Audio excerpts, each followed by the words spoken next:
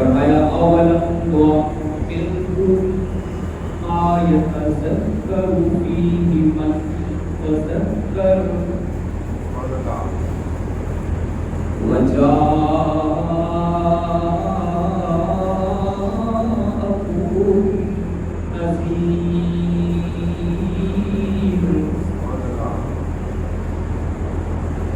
اولم نعمركم کیا ہم نے تمہیں زندگی نہیں عطا کی تھی؟ کیا ہم نے تمہیں عمر نہیں دی تھی؟ اتنی عمر دی ما یتذکر فیہ من تذکر کہ عمر کے جس حصے میں انسان اچھی طرح نصیحت حاصل کر سکتا ہے کرنے والا، جو نصیحت حاصل کرنے والا ہے وہ اچھی طرح سمجھ سکتا تھا، صرف زندگی کی بہاریں دے کر دنیا میں بھیج کر چھوڑ نہیں دیا۔ وَجَاءَكُمُ النَّذِيرُ پھر تیرے در پہ ڈرانے والے بھی آئے، تجھے سمجھانے والے بھی آئے، کبھی تیرے دروازے پہ دستک دے کے کشت کر کے تمہیں سمجھایا کرتے تھے، کبھی دعوت کی صورت میں، کبھی تبلیغ کی صورت میں، کبھی بیان کی صورت میں، کبھی تقریر کی صورت میں، کبھی خطاب کی صورت میں۔ وَجَاءَكُمُ النَّذِيرُ تیری سماعتوں میں ہم نے حق بات پہنچائی تھی اور تجھے اتنی زندگی دی کہ تو آسانی سے نصیحت حاصل کر سکتا تھا، تو پہچان سکتا تھا حق کیا ہے، باطل کیا ہے، درست کیا ہے، غلط کیا ہے، سیدھا راستہ کون سا ہے اور غلط راستہ کون سا ہے۔ ہم نے تمہیں زندگی کی اتنی بہاریں عطا کی، حضرت آدم صلی اللہ علیہ وسلم کی امت، اس امت محمدیہ کی اوسط عمر 60 سال 70 سال ہے، اور اس عمر کے حصے میں اللہ نے بڑی بڑی عبادات کے درجے عطا فرما دیے، جو گزشتہ امتیں ہزاروں سال کی عمر پا کر بھی نہ کر سکی، وہ 70 سال اور 40 سال کی عمر میں یہ کر لیتے ہیں۔ اللہ نے جو شریعت عطا فرمائی، جو دین دیا، اللہ نے اس دین کو مہینوں اور تاریخوں کے ساتھ جوڑ دیا ہے۔ اسلامی تقویم اور اسلامی نظام کا پہلا مہینہ محرم الحرام اور آخری مہینہ ذی الحج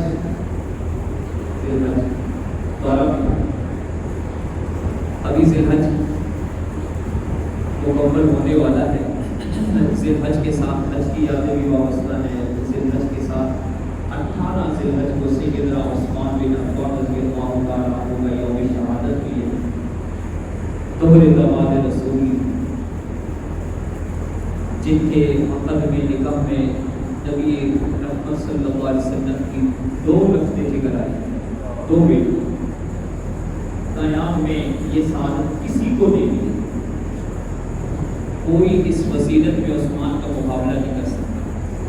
تنہا عثمان ایسا شخص ہے دھرتی پر کہ جس کے نکاح میں نبی کی 2 بیٹیاں آئی، آدم علیہ السلام سے لے کر محمد رسول اللہ تک کسی نبی کی 2 بیٹیاں کسی صحابی کے عقد میں نہیں آئی سوائے عثمان۔ یہ مہینہ ان کی شہادت کی یاد دلاتا ہے۔ پھر یکم محرم الحرام سیدنا فاروق اعظم خلیفۃ الرسول رضی اللہ تعالیٰ عنہ کا یوم شہادت، پھر 10 محرم الحرام سیدنا حسین رضی اللہ تعالیٰ عنہ کا یوم شہادت، محرم الحرام اسلامی تقویم اور اسلامی شاعر اور اسلامی نظام اور اسلامی تاریخ کا پہلا مہینہ ہے۔ سیدنا فاروق اعظم رضی اللہ تعالیٰ عنہ کے سامنے ایک تحریر لائی گئی، اس میں لکھا ہوا تھا کہ یہ شعبان کی اس تاریخ کا یہ معاملہ ہے۔ آپ نے پوچھا کہ یہ کون سا شعبان ہے؟ اس سال کا ہے، پچھلے کا ہے، اس سے پچھلے کا ہے۔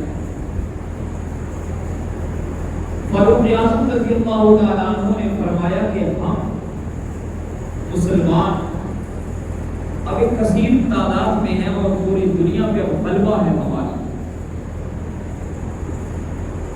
اب اس وقت اسلام ایران کے دروازوں میں دستک دے رہا ہے۔ فاروق اعظم رضی اللہ تعالیٰ عنہ کے دور خلافت میں اسلام پاکستان کے دروازوں پر، ایران کے دروازوں پر، آپ کے بلوچستان میں بھی داخل ہو چکا تھا، قافلے یہاں پہنچ چکے تھے۔ یورپ کے دروازے کھٹکھٹا رہے تھے مسلمان، بڑی بڑی جنگیں لڑ رہے تھے اور فتوحات ہوتی چلی جا رہی تھی۔ 22 لاکھ مربع میل پر اسلام کا پرچم لہرا رہا تھا۔ فرمایا کہ ہمیں اپنے سال کا آغاز ایک تاریخ کے ساتھ کرنا چاہیے۔ ہمیں پتہ ہو کہ یہ فلاں تاریخ کا مہینہ ہے، یہ شعبان فلاں سال کا شعبان ہے۔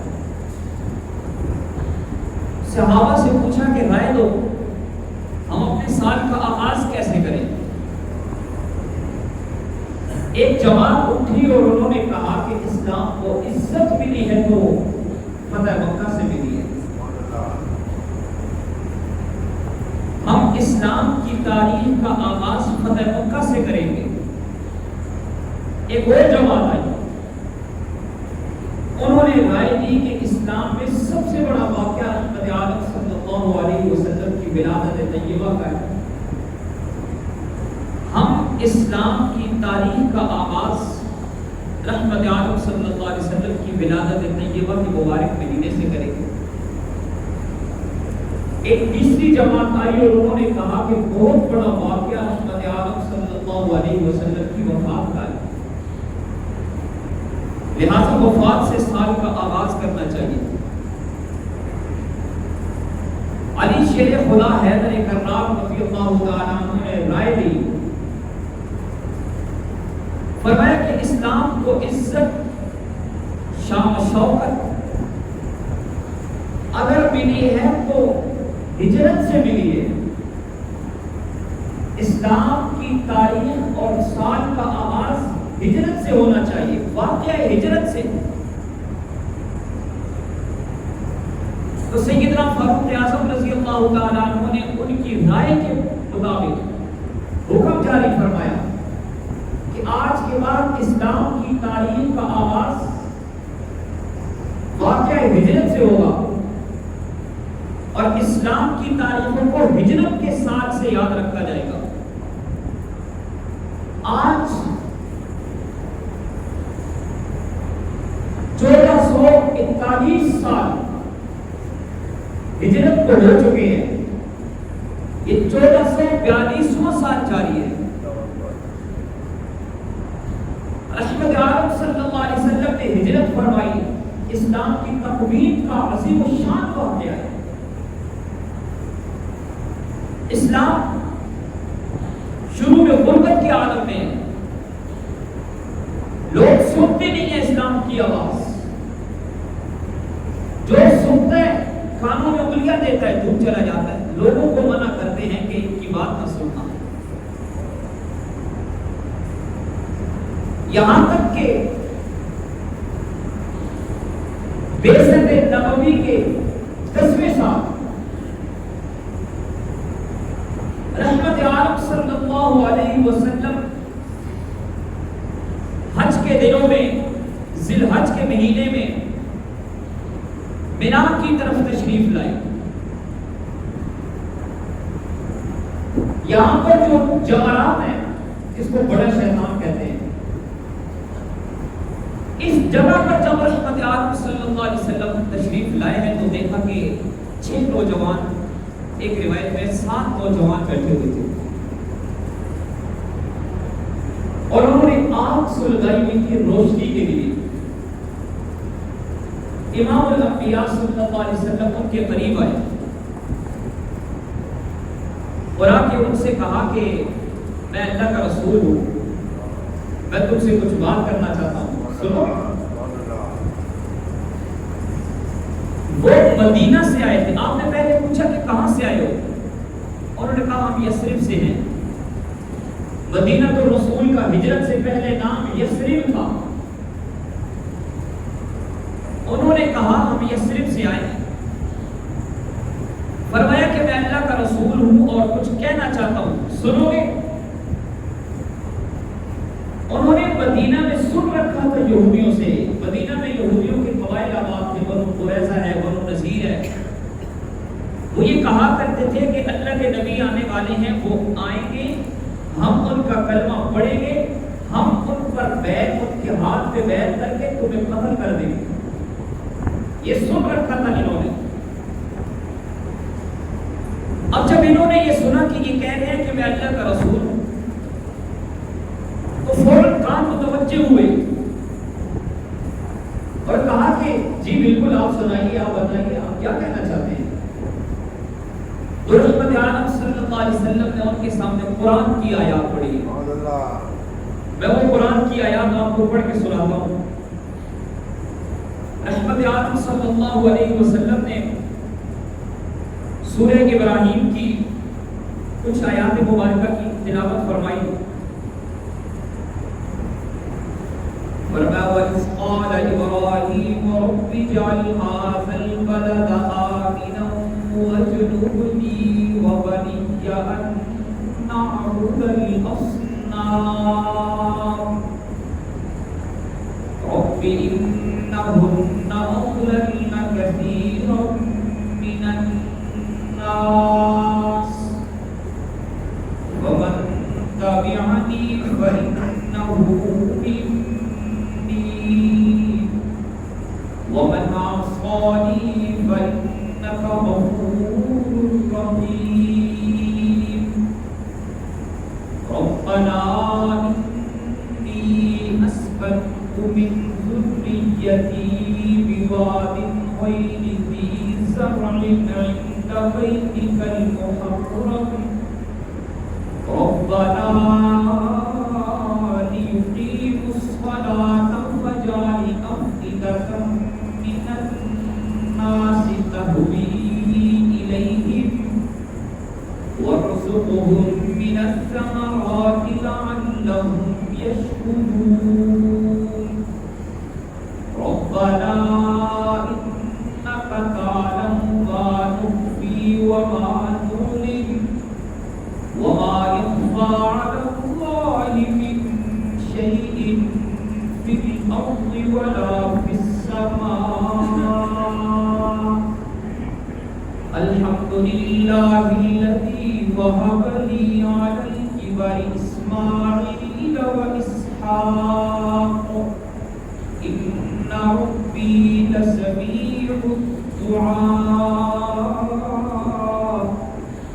رَبِّ اجْعَلْنِي مُقِيمَ الصَّلَاةِ وَمِن ذُرِّيَّتِي رَبَّنَا وَتَقَبَّلْ دُعَاءِ رَبَّنَا اغْفِرْ لِي وَلِوَالِدَيَّ وَلِلْمُؤْمِنِينَ يَوْمَ يَقُومُ الْحِسَابُ وَلَا تَحْسَبَنَّ اللَّهَ غَافِلًا عَمَّا يَعْمَلُ الظَّالِمُونَ إِنَّمَا يُؤَخِّرُهُمْ لِيَوْمٍ تَشْخَصُ فِيهِ الْأَبْصَارُ مُهْطِعِينَ مُقْنِعِي رُءُوسِهِمْ لَا يَرْتَدُّ إِلَيْهِمْ طَرْفُهُمْ وَأَفْئِدَتُهُمْ هَوَاءٌ وَأَنذِرِ النَّاسَ يَوْمَ يَأْتِيهِمُ الْعَذَابُ فيقول الذين ظلموا ربنا أخرنا إلى أجل قريب نجب دعوتك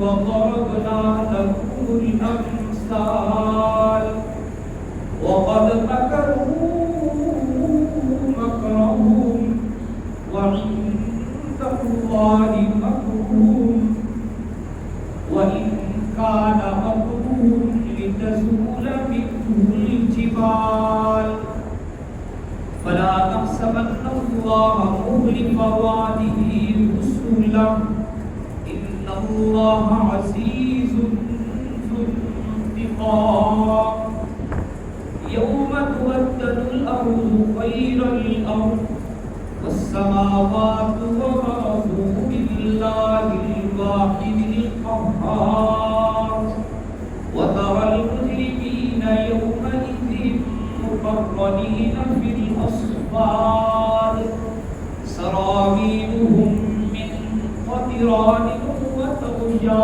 وجوههم النار ليجزي الله كل نفس ما كسبت إن الله سريع الحساب هذا بلاغ للناس ولينذروا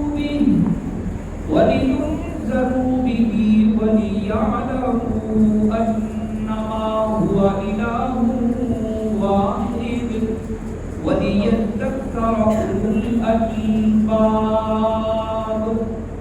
یہ دو مکمل رحمت عالم صلی اللہ علیہ وسلم نے ان کو سنائے. 7 نوجوان یا 6 نوجوان امام الانبیاء صلی اللہ علیہ وسلم کی زبان صداقت سے قرآن سن رہے ہیں. لبوں میں کانوں سے دل کا سفر طے ہو گیا. دل گواہی دینے لگا کہ یہ اللہ کے آخری رسول ہے. فوراً کہا ہم آپ پر ایمان لاتے ہیں, بتائیے کیا کرنا ہے. آپ علیہ السلام نے ہاتھ بڑھایا, فرمایا کہ بیعت کرو اور کلمہ پڑھو. انہوں نے کلمہ پڑھ لیا. ان 6-7 لوگوں نے کلمہ پڑھا اور کہا کہ اب ہم واپس جائیں گے, اگلے سال پھر آئیں گے, ملاقات ہوگی. 10ویں سال پھر آئے اور اب وہ 6-7 لوگ کم و بیش 11 لوگ آئے ہیں. ان سب نے بیعت کی ہے, جسے بیعت عقبہ یعنی بیعت اولیٰ کہتے ہیں. پھر اگلے سال 13ویں سال آئے اور پھر تیسری دفعہ بیعت ہوئی. اب 72 لوگ تھے, 72. رحمت عالم صلی اللہ علیہ وسلم تشریف لائے, اپنے چچا حضرت عباس کو ساتھ لے کر آئے. حضرت عباس انہوں نے آ کر ان سے کہا, فرمایا کہ یہ اللہ کے رسول ہیں, ہمارے پاس ہیں, ہم ان کی حفاظت کر رہے ہیں. اگر تم کلمہ پڑھتے ہو اور تم یہ دعوت دیتے ہو ان کو یہ مدینہ تشریف لائیں, تو کیا تم ان کی حفاظت کرو گے؟ کر سکو گے ایسا؟ پورا عرب تمہارا دشمن ہو جائے گا. اور میں سے جنہوں نے سب سے پہلے بیعت کی تھی وہ کھڑے ہوئے اور عرض کی کہ یا رسول اللہ اگر اجازت دے تو میں جواب دوں. آپ علیہ السلام نے فرمایا کہ ہاں جواب دو. انہوں نے کہا کہ ہم نے جب کلمہ پڑھا ہے, ہم سردار ہیں اپنی قوم کے, ہم نے ان کو اپنا سردار مان لیا. جب ہم نے ان کو اپنا سردار مانا, اب ہم ان کے لیے جانیں لٹا دیں گے. ہمیں معلوم ہے کہ ان کو دعوت دینا کہ آپ مکہ چھوڑ کر مدینہ آ جائیں, ہجرت کریں, یہ دعوت دینا اپنے بچوں کو یتیم کروانے کے مترادف ہے. ان کو مدینہ بلانا اپنے خاندان کاروبار کو ختم کرنے کے مترادف ہے. ان کو مدینہ بلانا پورے عرب کے ساتھ دشمنی کے مترادف ہے. ہم جانتے ہیں اور ہم ان کو دعوت دے رہے ہیں, ہم نے اسلام قبول کیا ہے, کلمہ پڑھا ہے, اب ہم سب کچھ لٹا دیں گے. علامہ اقبال نے تو تخیل کہا تھا, انہوں نے تو حقیقت میں وہ منظر پیش کیے تھے. ہم ہی ایک تیرے مار کا آراؤں میں, خشکیوں پہ کبھی لڑتے کبھی دریاؤں میں, دی آزانے کبھی یورپ کے کنیساؤں میں, کبھی افریقہ کے تپتے ہوئے صحراؤں میں. شان آنکھوں میں نہ جچتی تھی جہانداروں کی، کلمہ پڑھتے تھے ہم چھاؤں میں تلواروں کی۔ پھر انہوں نے کلمے پڑھ کے دکھائے ہیں، پھر یورپ کے کلیساؤں میں اذانیں دے کے دکھائی ہیں، پھر صحراؤں میں انہوں نے تلواروں کے سائے میں کلمہ پڑھ کے دکھایا ہے۔ یہ 72 لوگوں نے اسلام قبول کیا، بیعت کی، جن میں سے 2 عورتیں تھیں۔ ان میں سے ایک شخص نے کہا کہ یا رسول اللہ، اگر یہ سب کچھ ہم کریں گے ہمیں ملے گا کیا؟ آپ علیہ السلام نے فرمایا کہ تمہیں جنت ملے گی۔ انہوں نے کہا عزت لا نوالی، اگر ہمیں جنت ملے گی پھر کوئی پرواہ نہیں ہے۔ یہ لوگ واپس گئے۔ آپ علیہ السلام نے صحابہ کو اجازت دی، ہجرت کی۔ چند صحابہ ہجرت کر رہے ہیں آہستہ آہستہ۔ ابھی رحمت عالم صلی اللہ علیہ وسلم کو اجازت کا حکم نہیں ملا، یہاں تک کہ جب آپ کو اجازت کا حکم ملا، اب یہاں جو بیعت ہو رہی تھی اس میں ایک اور بات بھی ہے۔ ایک انصار مدینہ میں سے ایک صحابی نے کھڑے ہو کر کہا کہ یا رسول اللہ، جب اللہ آپ کو فتح دیں گے، عزت اور شان و شوکت دیں گے، آپ کا غلبہ ہوگا، تو کیا اس وقت آپ ہمیں چھوڑ تو نہیں دیں گے؟ آپ علیہ السلام نے فرمایا کہ اے انصار مدینہ، اب میرا جینا بھی تمہارے ساتھ ہے، میرا مرنا بھی تمہارے ساتھ ہوگا۔ جب مکہ فتح ہوا، فتح مکہ، اسلام عزت و شان و شوکت کے ساتھ آج عرب کے ان گھروں میں داخل ہو چکا ہے جہاں کفر کا راج تھا۔ سارا عرب اسلام کے تابع ہو چکا ہے، فتح مکہ ہو چکا ہے۔ آپ علیہ السلام صفا کے پہاڑ پر کھڑے ہو گئے، ہاتھ اٹھا لیے، دعا کرنے لگے، لمبی دعا مانگنے لگے، لمبی دعا۔ انصار مدینہ نے دیکھا کہ حضور صفا پر کھڑے ہیں اور دعا کر رہے ہیں اور ہاتھ نیچے نہیں کر رہے، دعا مانگتے چلے جا رہے ہیں، اللہ سے مناجات کا سلسلہ جاری ہے۔ دل میں یہ بات آئی کہ آپس میں سرگوشیاں کرنے لگے، کہا کہ ہو سکتا ہے اب اس دیش یعنی مکہ کی محبت ان کے دل میں آ چکی ہو سکتا ہے کہ ہمیں چھوڑ دیں، واپس نہ جائیں، ہو سکتا ہے کہ یہی چاہتے ہو کہ اب مکہ میں ہی رہیں گے۔ آپ علیہ السلام دعا کر رہے ہیں، جبرائیل آ گئے اور آ کے کہا یا رسول اللہ، آپ اتنی لمبی دعا کر رہے ہیں، انصار مدینہ بدگمان ہو رہے ہیں، یوں ہاتھ اٹھائے ہوئے تھے، یوں یہیں سے ہاتھ جھٹک دیے، ہاتھ کیوں نیچے کیے، نگاہیں اٹھائی، فرمایا یا معاشر الانصار، اے انصار کی جماعت، جانتے ہو میں کون ہوں؟ جلال اور جمال سے فرمایا اے انصار کی جماعت، ما اسمی اذن، جانتے ہو میں کون؟ میں اللہ کا رسول ہوں، میں تمہیں زبان دے چکا ہوں کہ اب میرا جینا بھی تمہارے ساتھ ہوگا، میرا مرنا بھی تمہارے ساتھ ہوگا۔ انصار مدینہ رونے لگے اور کہا یا رسول اللہ، ہم نے محبت کی وجہ سے ہم بدگمان ہوئے تھے، یا رسول اللہ ہمیں یقین ہے۔ پھر آپ علیہ السلام ہجرت فرما کر جب مدینہ طیبہ تشریف لائے ہیں، اس کے بعد فتح مکہ کے موقع پر واپس آئے ہیں، اس کے بعد پھر مدینہ سے نہیں آئے۔